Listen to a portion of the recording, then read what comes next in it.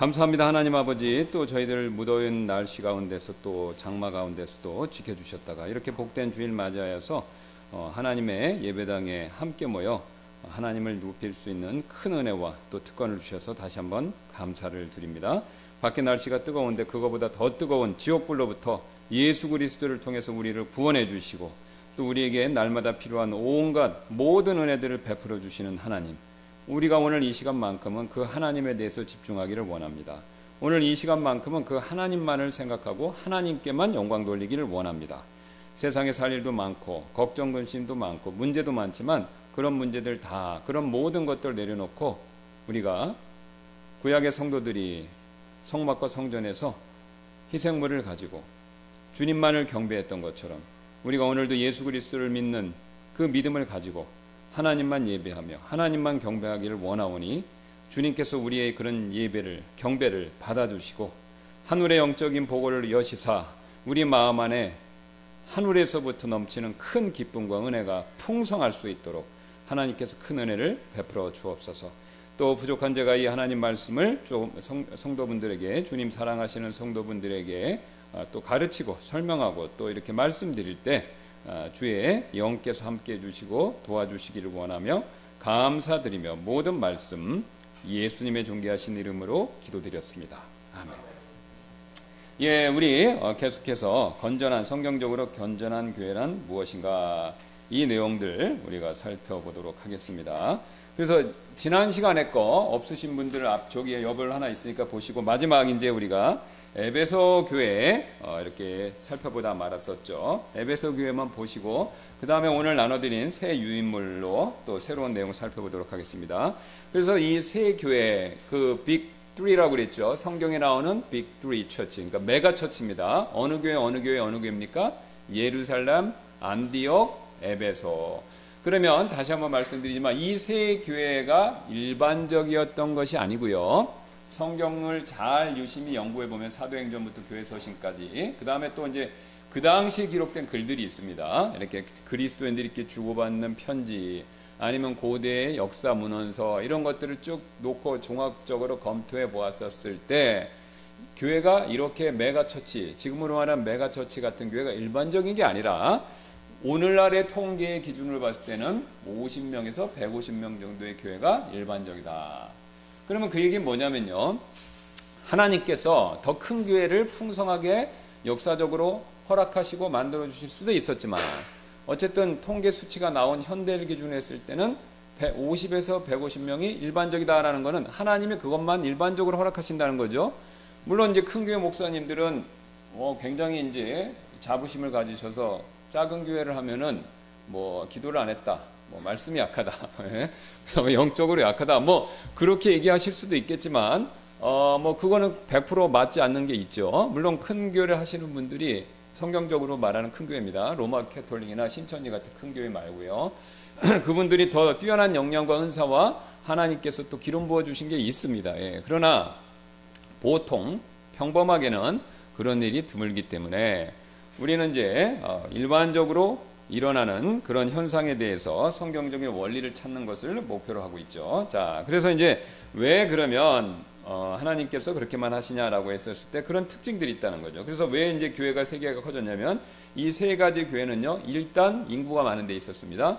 두 번째, 경건한 유대인들이 풍성하게 많았어요. 예, 예루살렘, 안디옥, 지금 에베소 교회까지 경건한 유대인들. 초대교회는요, 유대인들 중심의 교회였습니다. 그게 이제 자연스럽게 이방인으로 옮아가면서 지금 완전히 이방인 교회가 됐는데, 초대교회 때는 경건한 유대인들이 많았다. 이 경건한 유대인들이란 뜻은 뭐냐면요, 그 당시 있던 세속에 물들지 않고, 헬레니즘 문화죠, 세계 문화. 그러니까 이제 로마의 문화입니다. 여러분, 이 현대 문화는요, 우리가 철학적으로 또 종교적으로 문화적으로 봤을 때 로마의 문화 이상이 그 이상도 그 이하도 아닙니다. 그러니까 우리가 지금 얘기하는 행정체제, 법률체제, 건축 이런 것들은요, 더 디테일한 것들은 많이 발전했지만 그 토대는 어디서 지금 출발했냐면 로마 문화입니다. 로마. 콘크리트, 이거 누가 만들었어요? 처음에? 로마 사람들이. 콜로세움은요, 놀랍게도 그렇게 큰 건축물이 올라갈 수 있었던 이유는요, 콘크리트를 사용했다는 겁니다. 근데 그 콘크리트가 우리 시대 콘크리트보다 더 좋아요. 왜요? 그 2000년 동안 버티고 있지 않습니까? 콜로세움은 지금도 버티고 있어요. 우리 현대 아파트 2000년 갈 수 있을까요? 예, 뭐 100년도 되기 전에 재건축 들어가잖아요. 예. 근데 로마 사람들은 2000년 전에 콘크리트를 기술을 개발하고 그게 지금까지 있다라는 겁니다. 법률과 행정체계, 이거 다 로마 사람들이 만든 거예요.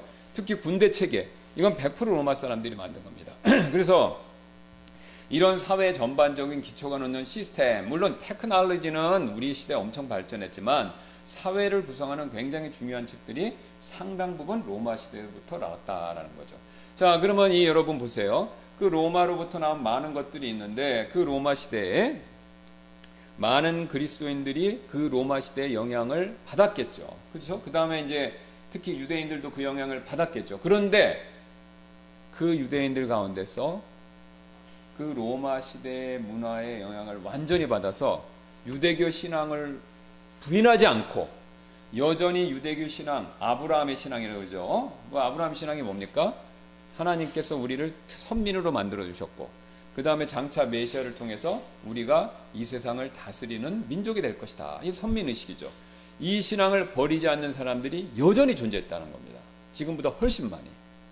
근데 그 사람들이 메시아 신앙을 갖고 있었기 때문에 그 사람들이 오순절날 이후부터 예수 그리스도가 예수님이 메시아다라는 것을 믿으면서 본격적으로 교회가 급성장하게 된 거죠. 자, 그래서 인구가 많았다. 저기 또 경건한 유대인들이 많았다. 그 다음에 또 세 번째 그 중요한 원인이 뭐냐면 초창기에 일어났던 성령님의 강력한 역사죠.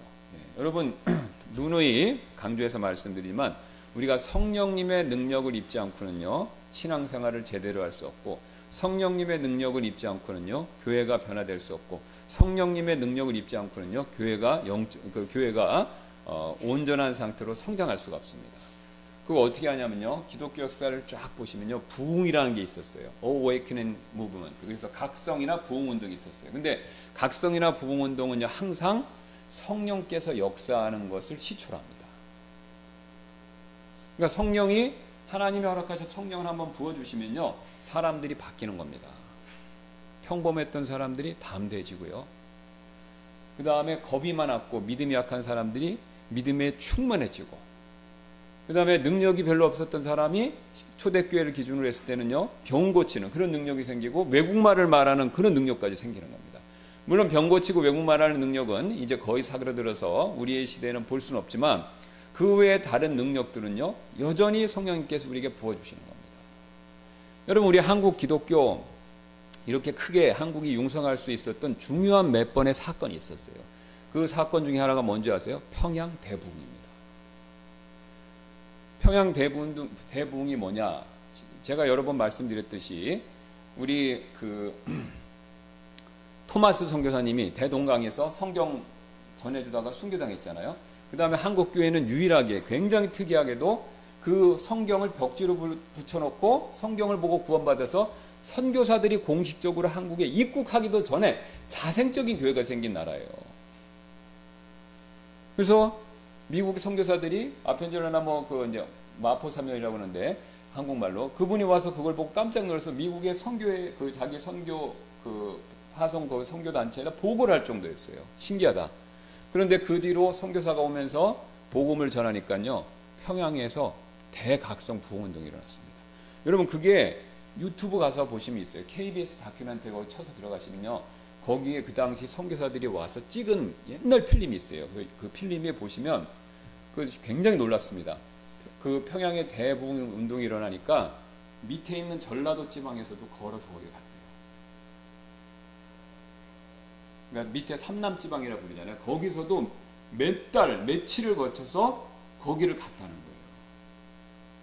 그 지역은 말할 것도 없고. 그래갖고 거기에 지금은 김일성이가 다 때려 부셔서 없앴지만 거기에 있는 교회들이 그 굉장히 큰 교회들이 나옵니다. 거기서 사진 찍는 장면도 이렇게 나오고요. 놀라운 일이 일어난 겁니다. 평양에 대부흥이 일어나면서. 그래서 그 당시 그 뒤로 평양이 동양의 예루살렘이다 이렇게 하고. 그런데 이제 안타깝게 두 가지 일어났죠. 신사참배 이제 했잖아요. 그리고 이제 그 다음에 이제 그게 신사참배한 게 북한이 그러니까 왜 북쪽에 공산 정권이 생겼냐라고 할 때 많은 분들이 그 얘기를 해요. 신사참배를 참여했다는 거예요. 그러면 신사참배 참여할 때 사실은 그 당시 기독교 한국 기도의 교회 센터는 평양이었어요.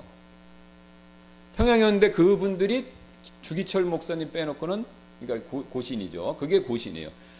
나머지는 다 거기에 그냥 동일한 거예요. 암묵적으로. 그러니까 다 신사참배에 참여한 겁니다. 일제 때. 그러니까 이제 그거를 원인으로 많이들 보세요. 예. 그래서 어쨌든 그 다음에 공산주의자들이 평양 이북을, 북한 이북을 다 차지해버리자 그때 어떤 일이 뭐냐. 그래도 남아있던 대다수의 기독교인들이 어떻게 했습니까? 남하를 한 거죠. 예. 남하를 한 거예요. 그래서 이 남하를 하면서 우리나라에 남한에 어떤 영향을 줬냐면 두 가지 영향을 줬다고 합니다. 이건 역사학자들이 얘기하는 거, 제 얘기가 아니에요. 첫 번째, 기독교. 그러니까 이 사람들이 남할 정도는 신앙이 좋은 사람들이었던 거예요. 목숨 걸고. 야, 이거 공산 정권에 있어 보니까, 몇 년 있어 보니까, 특히 6.25 때 엄청 많이 했잖아요. 이거 살 데가 못 된다. 신앙의 자유를 안 주는구나. 그래서 가서 재산이고 뭐고, 땅이 그 당시 전부 재산인데, 그거 다 버리고 온 거예요. 그 누가 사겠습니까, 지금? 그죠? 다 버리고, 챙길 수 있는 것만 챙겨갖고, 그냥 거의 호련단신으로 내려온 거죠. 그래서 남한의 기독교가 이게 더 각성하는 계기가 됐고, 두 번째가 뭐냐? 공산주의자의 실상을 널리 알리는 그런 계기가 됐다고 합니다. 왜? 거기 살다가 온 사람들이잖아요. 그래서 이 서북청년단 같은 사람들 그걸 만들어 갖고 그 북한에서 있던 내려온 젊은 청년들 중심으로 반공단체를 만든 거예요. 그래서 그 사람들이 공산당에 대한 실체를 다 까발리고 그다음에 군대 지원하고 그 역할을 굉장히 많이 했다. 그러니까 남한 사람들을 굉장히 각성을 시켰다는 겁니다. 예. 그래서 어쨌든 우리나라도 그런 평양의 대부흥운동을 시작으로 해서 우리나라가 기독교가 편만하게 퍼지는 그런 역사가 있었다는 거죠. 그래서 성령의 역사, 이게 굉장히 중요합니다. 지금도 뭐 캠퍼스나 이런 데에서 가끔 그런 운동이 일어납니다. 미국이나 이런 데서. 그래서 우리가 이제 그 진위 여부에 대해서 약간 논란이 있지만 어쨌든 성령이 역사하셔야 이게 사람들이 은혜 받고 변화받으면서 갑자기 놀라운 일들이 일어난다라는 것이죠. 자, 그래서 이제 대략 이 세 가지 정도의 근거에서 이렇게 됐는데, 성령님을 통해서 이렇게 됐는데, 자, 그렇다면 이 세 가지 조건이 충족이 안 되면 어떻게 되겠습니까? 교회는 아까 말씀드린 대로 그냥 50에서 150명의 상태들을 유지한다 이거죠. 자, 그러면 50에서 150명 상태를 유지했었을 때 그 상태의 숫자를 유지하는 것만으로 무조건 교회가 정상적이냐, 잘하는 것이냐, 건전하냐, 그렇게 얘기할 수는 없는 거죠. 자, 그래서 그 50에서 150명을 유지한다 하더라도 어떻게 하면 그 교회가 내실 있고 알차고 성경에서 말하는 그런 진짜 백이 교회가 되는가, 뭐 교회가 가짜란 뜻이 아니라 알찬 교회가 되는가, 이제 이걸 우리가 지금 살펴보는 거죠. 자, 그러면 이제 요 유인물은 끝났습니다. 내려놓으시고 오늘 나눠드린 거 3장짜리 봐주시면 감사하겠습니다. 자, 성경적으로 건전한 교회란 무엇인가? 그러면 이제 건전하다는 거를 정의를 해야 되겠죠. 자, 그러면 이제 그 건전한 것에 대한 정의, 그걸 이제 하나씩 살펴보도록 하겠습니다. 자, 교회를 측정할 때 우리는 형태나 구조가 아니라 기능을 측정해요. 이거 굉장히 중요합니다. 이게 너무나도 중요한 거예요. 형태나 구조가 아니라 기능을 측정해야 된다는 거죠. 자, 보세요. 실제로 성경은 신약시대의 교회들의 형태나 구조에 대한 정보를 거의 제공하지 않습니다. 여러분 그렇죠? 신약 성경 사도행전부터 이렇게 교회 서신서까지 쭉 보시면요. 교회 몇 명 모이고 어떤 예배당에서 드리고 헌금 얼마고 그 다음에 예배드리는 스타일 어떻고 이런 거 나옵니까? 한마디도 없어요. 참 신기하죠? 그런 거를 가르쳐주면 우리가 굉장히 좋을 텐데 그런 거에 대한 구체적인 내용이 없다라는 거죠. 자, 그러면 이제 우리가 여기서 중요한 그 궁금증, 그것을 이런 생각이 들죠. 그러면 하나님이 일부러 이렇게 신약 성경을 이렇게 쓰게 하신 건데 의도적으로 그렇게 계획하셨다라는 거죠. 자, 만약에요 하나님께서 신약 성경에, 사도행전 신약 성경에 우리가 궁금해하는 것처럼 교회 크기는 얼마고 헌금은 어떻고 그 다음에 교회 조직 어떻고 예배당 어떻고 예배당 사이즈 어떻고 그 다음에 예배당에서 예배드리는 순서 어떻고 이거를 다 쫙 해놓잖아요. 그러면 그 뒤로부터 2000년 동안 어떤 일이 벌어지냐면 여기 제가 사진에 넣어드린 아미시 같은 형태가 될 수밖에 없습니다. 자, 다시 한번요. 성경에서 만약에 그걸 딱 넣어놓잖아요. 명시하잖아요. 그럼 이렇게 우리가 이런 식으로 신앙생활이 됐어요. 근거가 뭐냐고요? 여러분 구약 성경 가서 보세요. 구약에서 하시면요. 우리 배우고 있는 출애굽기 후반부터 레위기, 민수기, 신명기까지 뭘 얘기합니까? 성막에서 구체적으로 하나님을 어떻게 섬겨야 되고 그 다음에 이스라엘 백성이 성막을 중심으로 어떻게 신앙생활을 해야 되는지 그거를 너무 우리가 알고 싶지 않은 것까지 쭉 적어놨죠. 그러니까 유대인들은 어떻게 합니까? 그거에 맞춰서 해야 돼요. 그거 맞춰서 안 살면 심지어는 어떻게 됩니까? 돌에 맞아 죽습니다. 그거에 맞춰서 성막에서 안 섬기면요 즉사할 수가 있는 거예요. 그러니까 유대인들은 과거 1500년 이상 그 상태를 그대로 유지해야 되는 거예요. 세상이 바뀌든 어떻게 되든 상관없이 그걸 그대로 했어야 되는 거예요. 그러면 그런 내용을 신약성경에 놓으면요 우리도 그걸 그대로 해야 되겠죠. 자, 그러면은 방금 말씀드렸던 것처럼 아미시 같이 생활할 수밖에 없다 이거죠. 그럼 보세요 여러분, 성경에 그런 얘기 다 있다 그러면요 예배당도 2000년 전의 형태로 지어야 돼요. 여러분 그 당시 목재인데 목재로 건물인데 콘크리트 건물은 공공건물로 졌지 이런 개인 건물은 목재로 졌습니다. 그러면 목재로 졌다 그러면 우리 어떻게 할까요? 성경적으로 믿는 사람들 전부 목재로 예배당 짓겠죠. 그 안에 디테일 성막처럼 잘 설명해 놓고 뭐 장식 뭐 이런 거 하면요 그거 다 똑같이 따라 하겠죠. 게다가 더 열심인 분들은 어떻게 하겠습니까? 그 당시 원재료를 써야 된다. 그래갖고 지중해 지역에 있는 거 다 수입하다 쓰겠죠. 돌도 수입해, 나무도 수입해. 그 다음에 성경에 기물 같은 거, 뭐 강대상이 있었는지 없었는지 모르는데 이제 강대상 같은 게 있었다. 그러면 그거 그대로 만들어야 되겠죠. 그렇죠? 네. 그러니까 그거 그대로 수입해서 막 써야 되니까요. 엄청난 여러 가지 불편함과 문제들이 생길 수 있다라는 거죠. 여러분 제가 아미시가 좀 조사해 보니까요. 여기서 이제 신앙생활 하다가 탈출한 분이 있어요. 자기들 말 탈출인데 이제 어쨌든 이 사람들도 한 16살 되면은 그 전문 텀이 있는데 그건 이제 기억이 안 나고 이제 지우리 같은 경우 이제 아미시다 우리가 그러면 한 16, 17 되면요 세상으로 2년 3년 나갈 수 있는 기회를 준다고 합니다. 그러니까 나 해보고 싶은 거 다 해봐라. 그 다음에 돌아올지 안 돌아올지 결정을 하는 거예요. 근데 요새는요 옛날에는 많이 밖으로 나갔는데 90% 정도가 돌아온다고 합니다. 왜냐? 세상이 그만큼 험악해진 거죠. 그러니까 미국이라는 사회가 훨씬 나빠진 거예요. 그러니까 70년대, 60년대에는 아미시하고 미국 사람들의 삶이 그렇게 큰 격차가 없었던 거예요. 굉장히 보수적. 근데 지금은 점점 아미시는 똑같이 가는 거예요. 아미시 똑같은데 미국이라는 사회가 세큘러가 점점 이렇게 되니까 얘네들이 밖으로 나가도 이거 마약이랑 이거 위험한데 그러니까 이제 경각심을 갖는다는 거예요. 90%가 돌아온다는 겁니다. 자, 그럼 어쨌든 이 아미시들은요. 그래서 탈출한 사람들인데 탈출한 사람이 뭐냐? 이건 그 사람 하는 얘기 이렇게 믿어야겠죠. 거기는 화장지도 안 쓴대요. 볼일 볼 때. 그럼 화장지도 세속적이다. 그래 안 쓰고요. 그러면 그 볼일 보고 나서 뭘 쓰냐? 휴지나 그러니까 저기 잡지 아니면 그 종이 이렇게 이면지 같은 거 있죠. 이런 거를 또 자르는 방법이 있대요. 그 18,000명이가 팔로워가 있는데 그걸 보여줬대요. 그 여자가 이렇게 잡고 어떻게 해서 찢어갖고 그렇게 해서 써야 된다는 거예요. 여러분 그러면 우리가 봤었을 때 아미시는요 놀림거리부터 문화인류학자의 관심거리예요. 그러니까 아미시가 지금 30만 명 있다는데 미국에 전 세계적으로 이 아미시 산 저도 한번 가봤어요. 펜실바니아에 갔는데 그 아미시 마을이 있어요.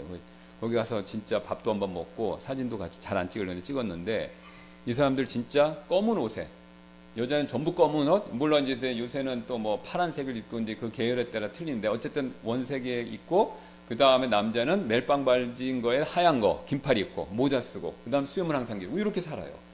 그러면 그렇게 살면은 제가 한번 여쭤볼게요. 세상 사람들이 존경할까요? 아니면 이상하다고 생각할까요? 이상하다고 생각하죠. 바로 그겁니다. 하나님이 교회가 세상에 그렇게 비치는 걸 원하지 않으시는 거예요. 교회는요 세상 사람보다 뛰어나는 걸 원하시는 거예요. 그러니까 하나님은 교회가 아미시처럼 과거 아미시는 500년 동안 그 삶을 지켜왔다는 거예요. 500년 동안 단추도 안 쓴대요. 단추도 사치래요. 단추도 사치, 후크 같은 거 뭐 이런 걸 쓴다는 거예요. 세탁기 당연히 없죠. 어떤 아미시들은 빨래도 전기도 안 쓴다고 합니다. 그러면 500년 전의 삶을 고수하는데 여러분 하나님이 그러면 2000년 전의 삶을 우리가 고수하면서 교회가 그러고 있으면 교회가 과연 성장할까요? 아마 그것 때문에 실족하는 분들 굉장히 많을 거예요. 자, 우리 독립심리교는 보수적으로 유명한데 치마 입고 정장 이런 거 그거 목사님들이 조금 강조하면요 실족해서 우르르 나갑니다. 그럼 아미시같이 500년도 아니고 2000년 전의 모습으로 예배드리자 딱 그러면요 어떻게 할까요? 교회가 성장은커녕 유지되는 것 자체도 힘들 겁니다. 물론 유지하 그거 하시는 분들은 믿음이 좋으시겠죠. 자, 하나님이 그 점을 아시기 때문에 신약 성경에서는요, 교회에서 어떻게 예배드리고 어떤 사이즈고 이런 구체적인 얘기를 말씀을 안 하시는 거예요. 왜요? 교회는 누구를 향한 겁니까? 이방인들. 이방인은 유대인 빼놓고는 다 이방인이에요. 그럼 이방인들은 한국 사람부터 저기 아프리카에 있는 사람들까지 에스키모까지를 다 얘기해요. 그럼 여러분 생각해 보세요. 에스키모들이 2000년 전의 방식으로 예배 드리려고 한다면 그거 가능합니까? 그 수입을 어떻게 해와요? 지금은 비행기라도 있지만 2000년 전에 그걸 어떻게 수입해요? 아프리카 사람들은 어떻게 할 거예요, 그걸요? 열대 지방인 사람들은 어떻게 할 거예요? 나무로 집 좀 다 썩는데. 그거 불가능한 거잖아요. 그러니까 하나님이 마음에 누가 구원받을지 다 이미 아시니까 어느 나라에 얼마큼 아시고 어떤 문화에 어떤 불편함, 어떤 기후 문제 이걸 다 아셨기 때문에 특정한 형태를 구약처럼 하시지 않는 거예요. 자, 그래서 그러면 니들 마음대로 해라. 중구난방 아니죠. 뭐만 말씀하시냐? 원리만 말씀하시는 겁니다. 원리하고 그것에 해당되는 기본적인 내용들 이것만 말씀하시는 거예요. 이것만. 그래서 성경은 신기하게도 구약 성경과 다르게 신약 성경은 교리서가 주류를 이루는 이유가 바로 이겁니다.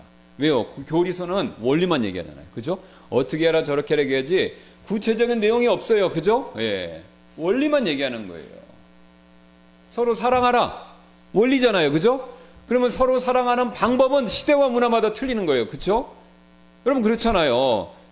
2000년 전에 사랑을 표현하는 방법하고 지금 사랑을 표현하는 구체적인 방법은 문화마다 다 틀린 겁니다.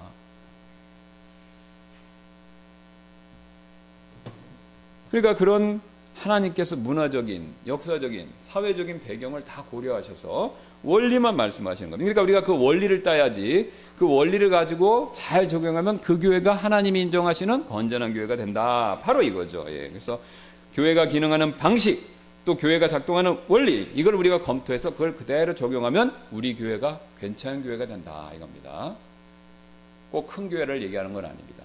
저는 큰 교회를 반대한다라는 게 아닙니다. 큰 교회가 되려면 특별한 하나님의 은혜가 있어야 되는데 대부분의 교회는 큰 교회가 아니고 평범하게 작은 일반적인 사이즈를 유지한다라는 거죠. 자, 그래서 교회가 기능하는 방식이나 원리를 검토하는 게 굉장히 중요하다. 그 다음에 교회를 평가할 때 우리는 성경적인 제자도에 대한 포괄적인 이해를 가져야 합니다. 이 성경에 우리가 이제 우리 그리스도인들을 부르는 호칭이 굉장히 많죠.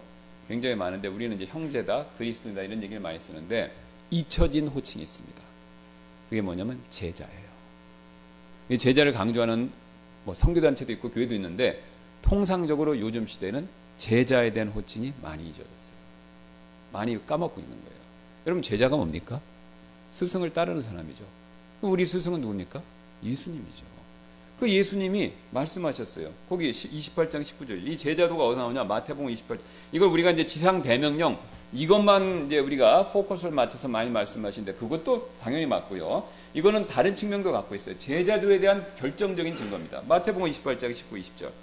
그러므로 너희는 가서 모든 민족을 보세요. 가르치고 그 다음에 아버지와 아들과 성령의 이름으로 그들에게 침례를 주며 무엇이든지 내가 너희에게 명령한 모든 것을 그들에게 가르쳐 지키게 하라. 여러분 여기 가르친다는 거 몇 번 나왔습니까? 2번 나왔어요. 침례 1번, 가르친다는 거 2번이에요.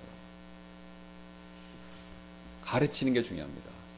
예수님이 말씀하신 내용을 우리는 그대로 구원받고 나서 따르고 실천하고 그 다음에 내가 따르고 실천하는 걸 다른 사람들한테도 또 전해야 되는 거예요.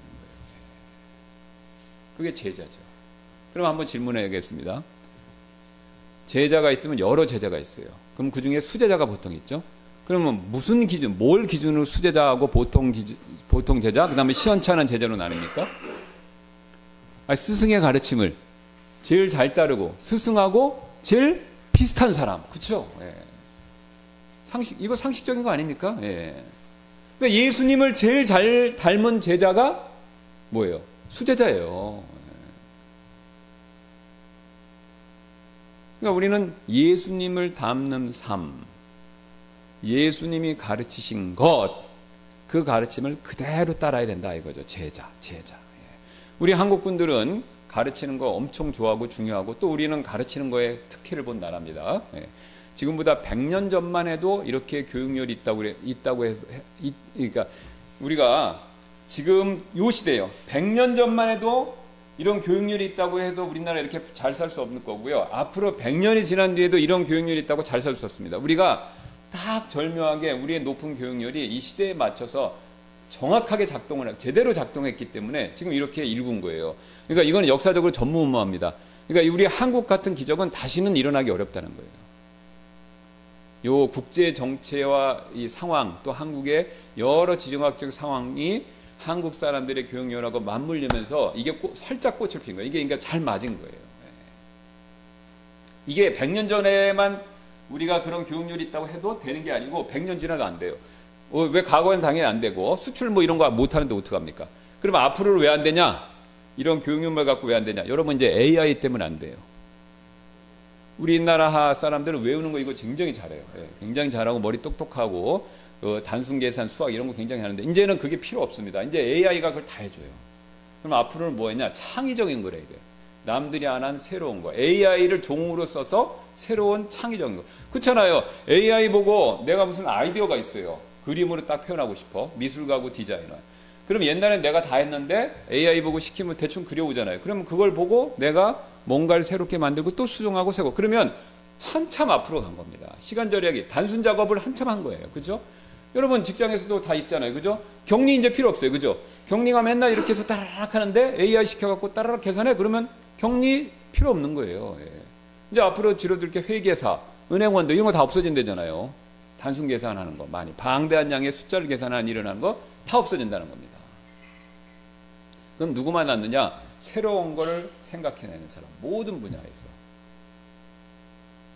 그러니까 우리가 앞으로 100년이 지났을 때 이런 식의 교육열과 방법으로는 우리는 어렵다 이거죠. 네. 자, 그렇게 전무후무하게 일어난 일인데 하나님께서 우리에게 그렇게 허락해 주신 건데 우리가 그런 문화적인 현상이나 이런 것들을 잘 이해하고 우리가 해야지만 그 교회 생활도 마찬가지로 우리가 올바르게 잘할 수 있다라는 것이죠. 자, 그래서 우리가 제자라고 하는 것은 예수님이 가르쳐 주신 것, 그거 그대로 잘 따르고 그거를 잘 실천하고 그것을 잘 했었을 때 된다라는 거죠. 그러니까 우리가 한국의 교육열이 높은 게 사실은 예수님 잘 따르는 거하고 매칭이 더 잘 돼야 됩니다. 매칭이 잘 돼야 돼요. 그걸 더 강조해야 된다는 거죠. 자, 그래서 우리가 이제 예수님의 제자로서 그것을 잘 해야 된다라는 것을 여기까지 오늘 살펴보고 시간이 되었기 때문에 뒷장부터는 다음 시간에 살펴보도록 하겠습니다. 만약에 여러분이 시간이 되신다면 이 뒤에 내용도 한번 예습 차원에서 읽어보시면 다음 주에 제가 또 우리 같이 살펴보는데 도움이 되실 줄로 믿습니다. 제가 기도하고 마치도록 하겠습니다. 감사합니다. 하나님께서 오늘도 우리에게 성경적으로 건전한 교회가 무엇인지 성경적인 그 근거와 내용들을 살펴볼 수 있게 해주셔서 감사를 드립니다. 우리가 지혜로워야 되겠습니다. 하나님께서는 우리에게 성경의 상당 부분에서 우리에게 지혜를 요구하시는데 우리가 세상 돌아가는 거, 남이 누가 뭐라고 말하는 거, 또 우리 시대의 그런 문화에 맹목적으로 아무런 생각 없이 그것을 받아들이고 따를 것이 아니라 성경에서 말씀하는 정확한 원리와 또 정확한 사실들의 근거에서 내가 필요한 것들을 취하고 또 필요하지 않은 것들, 특히 성경에서 경계하는 것들은 버림으로써 내 삶이 하나님 앞에서 올바르고 또 내 삶이 하나님 앞에서 풍성해지고 또 우리 교회의 삶이 하나님 앞에서 올바르고 풍성해질 수 있는 그런 지혜를 우리에게 허락해 주시기를 원합니다. 모든 것을 받아들여서 세속화되는 일도 일어나지 말게 하시고 또 모든 것을 배척해서 지금 우리가 살펴봤던 아미시들 같은 그런 약간 세상과 동떨어진 그런 신앙생활을 하는 것도 하지 말게 하시고 우리가 하나님이 원하시는 방법과 원리에 따라 지혜롭게 그렇게 신앙생활을 하도록 저희들을 이끌어 주옵소서. 이 시간 이후에 있을 우리가 예배 시간에도 하나님이 함께 해주셔서 하나님께 온전히 하나님께만 영광 돌리는 그런 귀한 시간 되도록 성령께서 역사해 주시기 원하며 감사드리며 모든 말씀 예수님의 존귀하신 이름으로 기도드렸습니다.